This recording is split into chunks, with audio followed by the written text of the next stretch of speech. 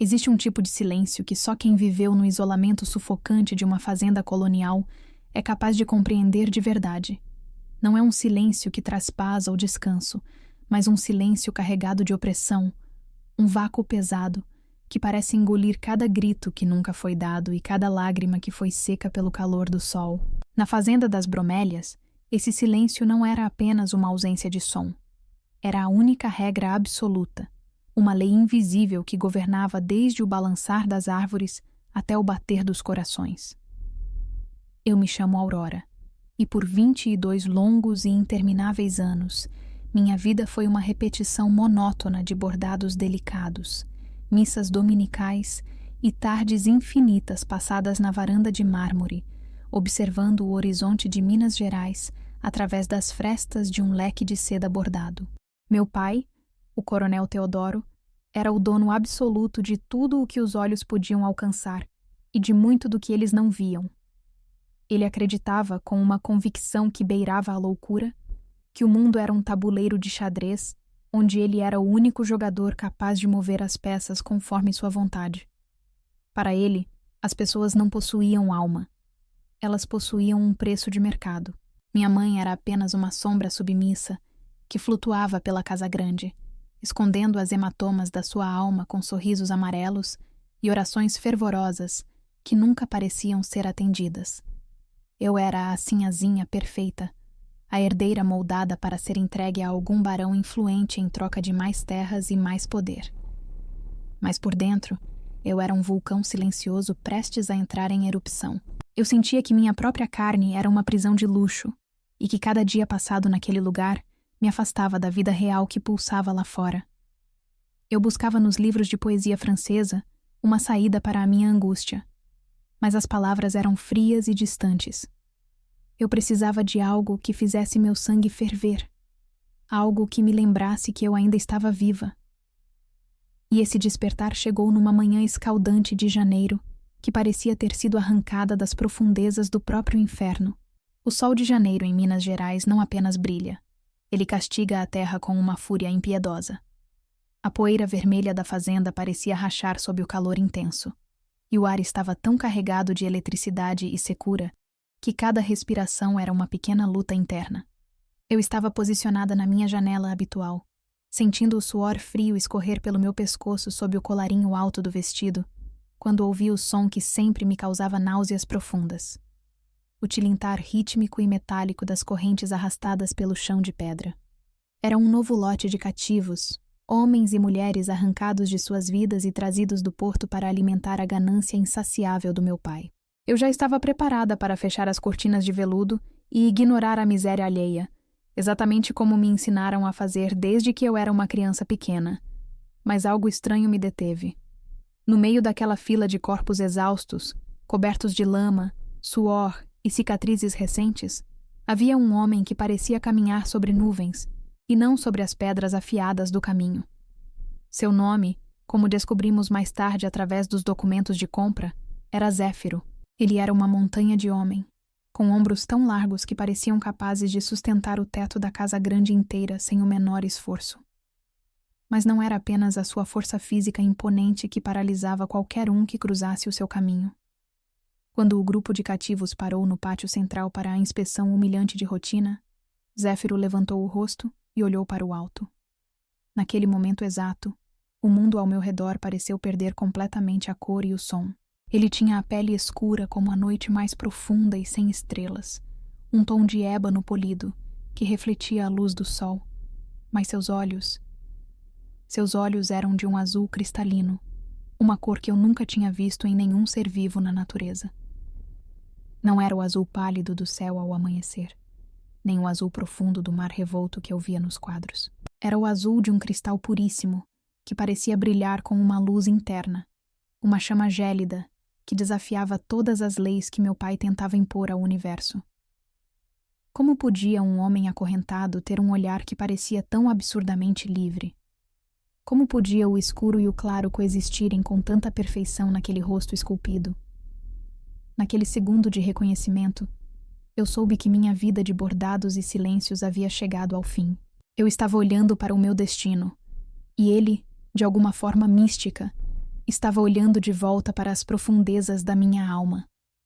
Se você já sentiu, em algum momento da sua vida, que o universo te enviou um sinal que ninguém mais conseguiu captar, ou se essa história carregada de mistério e paixão está prendendo a sua atenção, eu te faço um pedido especial.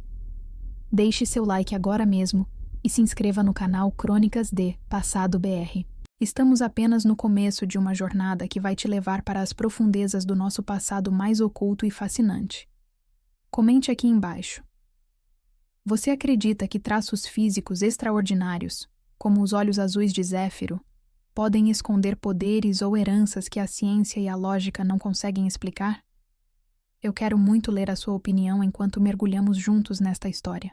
Meu pai, o coronel Teodoro, aproximou-se de Zéfiro com sua habitual arrogância de senhor de terras, segurando o cabo de prata do seu chicote como se fosse um cetro real. Ele tocou o rosto de Zéfiro com um desprezo mal disfarçado, tentando verificar se aquele tom de azul era algum tipo de pintura ou truque barato para aumentar o preço. Zéfiro não recuou nem 1 milímetro. Ele sustentou o olhar gélido do coronel, com uma paz tão profunda e desafiadora, que chegou a ser mais agressiva do que qualquer palavra. O silêncio que se instalou no pátio era absoluto. Até os cães de guarda, geralmente ferozes, pararam de latir e se encolheram. Teodoro, sentindo-se humilhado pelo silêncio inquebrável daquele homem, decidiu que deveria quebrá-lo fisicamente diante de todos. Ele ordenou que os capatazes trouxessem o trovão, um garanhão negro que era a fúria pura em forma de animal. Nenhum homem naquelas terras conseguia chegar perto dele sem sair gravemente ferido ou morto. Se você é tão especial quanto esses olhos malditos dizem, rosnou meu pai com a voz trêmula de raiva. Domue essa fera agora mesmo, ou o tronco de castigo será o seu leito durante toda esta noite. O pátio da fazenda transformou-se instantaneamente em uma arena romana. O cavalo trovão bufava de ódio, saltando e batendo as patas pesadas contra as madeiras do curral, espumando de fúria cega. Zéfiro entrou no cercado com uma calma que me causava arrepios de admiração e medo. Ele não levava cordas, nem chicotes, nem esporas de metal. Ele apenas caminhava, passo a passo, em direção ao perigo. Quando o cavalo partiu para o ataque final, pronto para esmagar Zéfiro contra o chão duro, ele simplesmente parou e olhou fixamente para os olhos do animal. Foi algo sobrenatural que eu nunca esquecerei enquanto eu viver. O azul dos olhos de Zéfiro pareceu se intensificar, brilhando através da poeira levantada no ar. O cavalo parou abruptamente no meio do salto, as patas dianteiras descendo lentamente até tocarem o solo com uma delicadeza impossível. O animal, antes indomável, baixou a cabeça e começou a relinchar baixinho, como se estivesse pedindo desculpas ou reconhecendo um mestre superior. Zéfiro estendeu a mão e acariciou a crina do animal, sussurrando palavras suaves em uma língua que soava como o vento, soprando entre as árvores de uma floresta antiga. Meu pai estava pálido como um cadáver. Ele não viu ali a força física de um escravo. Ele viu um poder ancestral que ele nunca, em toda a sua vida de riqueza, poderia comprar ou dominar. E foi exatamente ali que o ódio de Teodoro se transformou em uma obsessão paranoica e perigosa. Nos dias que se seguiram a esse evento, a fazenda das Bromélias foi tomada por um clima pesado de superstição e medo. Na senzala, os relatos sussurrados diziam que Zéfiro era um espírito antigo reencarnado, um olhar de cristal que veio para equilibrar as contas de sangue do passado. Nas cozinhas e corredores da casa grande, as mucamas juravam que ele era um curandeiro poderoso. Onde Zéfiro trabalhava, as pragas não atacavam as plantações de café. Onde ele passava, as dores crônicas dos trabalhadores pareciam desaparecer como por encanto. Meu pai, no entanto, sentia que o controle absoluto da fazenda estava escapando por entre seus dedos. Ele não podia permitir que um homem que ele comprou por moedas fosse mais respeitado e temido do que o próprio dono da terra. Por isso, ele tomou uma decisão que ele acreditava ser astuta, mas que se provaria o seu maior erro estratégico. Ele ordenou que isolassem Zéfiro no sótão escuro da casa grande. Ele me disse, com um sorriso falso, que Zéfiro seria meu guarda pessoal e protetor, Mas a verdade nua e crua é que ele queria manter aquele mistério sob o seu próprio teto, onde pudesse vigiá-lo em cada movimento, dia e noite. O sótão era um lugar esquecido pelo tempo, cheio de móveis quebrados, retratos empoeirados de antepassados mortos e uma poeira que parecia acumulada por décadas de abandono. Mas para mim, aquele espaço tornou-se o centro sagrado do meu universo. Todas as noites eu subia as escadas de madeira rangente com o coração batendo na garganta, cuidando para que cada passo fosse leve o suficiente para não despertar o sono violento do meu pai no andar de baixo. Eu levava velas de cera, restos escondidos do jantar, e, acima de tudo, uma sede desesperada de conhecimento que me consumia as entranhas. Zéfiro ficava sentado no chão de tábuas corridas, envolto em sombras, mas seus olhos azuis eram as únicas luzes reais naquela escuridão densa. Ele me contava, com uma paciência infinita, sobre sua linhagem real na África, sobre montanhas cobertas de um gelo eterno que ele chamava carinhosamente de os dentes da terra. Ele dizia que o azul sobrenatural em seus olhos era a marca sagrada daqueles que foram escolhidos pelos deuses para ver além do véu da realidade material. Aurora, ele me disse certa noite, com aquela voz profunda que parecia um trovão distante ecoando nas montanhas. As correntes que seu pai coloca em meus braços são feitas de ferro frio, e o ferro um dia apodrece e volta para a terra. Mas as correntes que você carrega na sua própria alma são feitas de puro medo. E o medo é um senhor cruel que nunca morre se você não tiver a coragem de enfrentá-lo olhos nos olhos. Aquelas conversas noturnas mudaram minha percepção de tudo o que eu conhecia. Eu comecei a enxergar a podridão moral escondida por trás de todo o luxo ostensivo da casa grande. Comecei a ver as manchas de sangue invisíveis nos lençóis de linho impecáveis e o gosto amargo do sofrimento humano em cada colherada de açúcar que eu colocava mecanicamente no meu café. Eu já não conseguia mais ser a sinhazinha Aurora, a boneca de porcelana. Eu era agora uma mulher que estava aprendendo a ver o mundo através da clareza do cristal azul.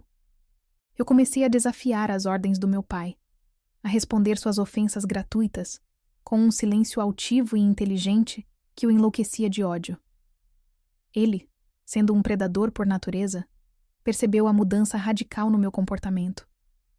Notou que eu passava tempo demais em silêncio no andar de cima e que meus olhos agora brilhavam com uma coragem que ele não reconhecia como vinda dele. A vigilância sobre mim foi dobrada imediatamente. Os capatazes mais cruéis agora me seguiam como sombras por todos os cantos, e meu pai proibiu terminantemente que qualquer grama de comida fosse levada para o sótão. Ele queria matar Zéfiro de fome e sede, apenas para provar a si mesmo que aquele homem era feito apenas de carne fraca e osso, e não de espírito e luz. A crueldade de Teodoro parecia não conhecer limites ou fundo. Em uma tarde cinzenta e abafada de outubro, ele anunciou durante o jantar, com um prazer sádico, que havia fechado um acordo lucrativo com um fazendeiro brutal do Rio Grande, um homem famoso por moer seus escravos no trabalho até que não sobrasse nada além de pó. O olhar de cristal vai se apagar no frio e na neve. Ele riu, enquanto bebia seu vinho tinto que parecia sangue. Eu senti como se uma faca em brasa tivesse sido cravada no centro do meu peito. Eu sabia, com cada fibra do meu ser, que não podia permitir que ele fosse levado para aquele destino de morte certa. Naquela última noite, o céu sobre as bromélias pareceu entender o desespero épico que queimava em meu peito. Uma tempestade de proporções bíblicas começou a se formar no horizonte. O vento uivava nas plantações, como se milhares de vozes ancestrais estivessem gritando por justiça, e os trovões faziam as vigas mestras da casa grande tremerem em suas fundações de pedra. Eu sabia que era o momento do agora ou nunca. Esperei que meu pai mergulhasse profundamente em seu sono pesado e embriagado pelo conhaque e roubei as chaves de ferro que ele guardava sob o travesseiro. Subi as escadas do sótão pela última vez, mas meu pai, em seu delírio de onipotência e poder, havia previsto meu movimento desesperado. Ele me seguiu silenciosamente pelas sombras, armado com seu chicote de couro pesado e um revólver de prata carregado na cintura. Quando abri a porta do sótão e vi Zéfiro de pé, altivo e calmo, como se estivesse esperando por aquele exato momento há séculos. Meu pai surgiu das sombras do corredor como um fantasma vingativo.